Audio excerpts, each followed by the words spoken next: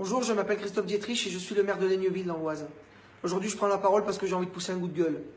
Ce matin, je suis tombé sur un message d'un syndicat national qui demandait à la population de ne pas manifester le 17 novembre au motif que cette manifestation serait téléguidée par la fachosphère.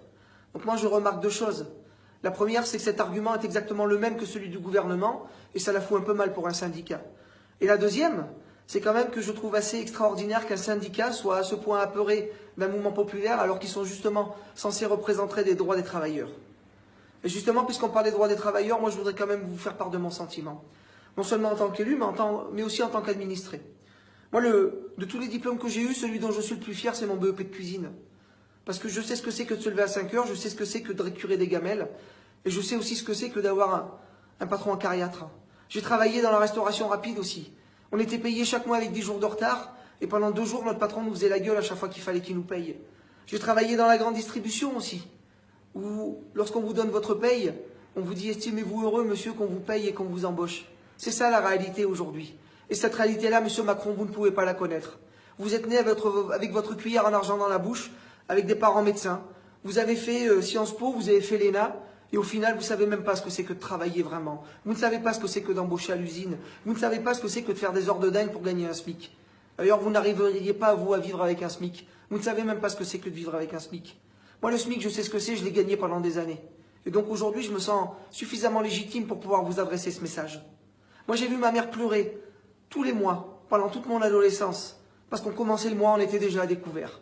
Alors tout ça, ça forge. Et il arrive un moment où, lorsqu'on sent que les Français sont à bout, il est important qu'on puisse vous faire remonter certains messages. Bon, ce message, vous ne le verrez sans doute pas. Mais en tout cas, moi, je vous dis ce que j'ai à vous dire. Et on voit bien que vous ne connaissez pas les Français. On voit bien que vous ne vous intéressez pas aux Français. Parce que sinon, vous ne vous permettriez pas de leur parler comme vous leur parlez.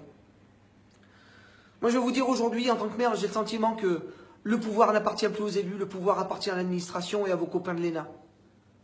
Et heureusement, on n'a pas attendu après l'administration, nous les maires, pour essayer de trouver des solutions pragmatiques à nos habitants pendant que vous faites de la politique. Heureusement qu'à Laigneville, on n'a pas attendu après votre administration pour mener une politique écologique efficace contre les dépôts sauvages. Heureusement qu'on n'a pas attendu après votre administration pour mener une politique pour lutter contre les déserts médicaux ici à Laigneville, où nous avons monté un cabinet de télémédecine sans l'aide de l'ARS.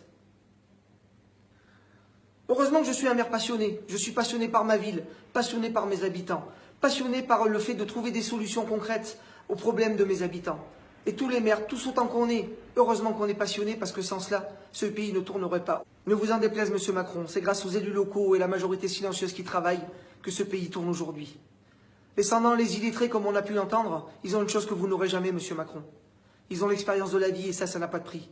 Ne méprisez pas ces gens-là, parce qu'ils méritent le respect bien plus que vous. Mais franchement, pour en revenir à ce que j'ai entendu ce matin, je voulais simplement vous faire part de mon sentiment.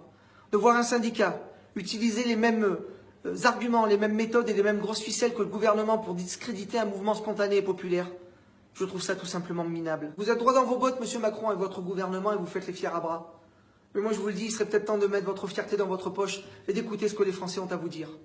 Moi, j'ai été sapeur-pompier pendant 27 ans, j'étais policier pendant 17 ans. Et donc, le pays que j'ai côtoyé n'a rien à voir avec le pays que vous croyez connaître. Et d'ailleurs, les Français ne s'y sont pas trompés. Ils ont bien compris que le pays que vous croyez connaître est à des années-lumière de la réalité du pays dans lequel les Français habitent. Alors ne vous étonnez pas, monsieur Macron, si à un moment donné, ce pays-là, vous risquez de le prendre en pleine face.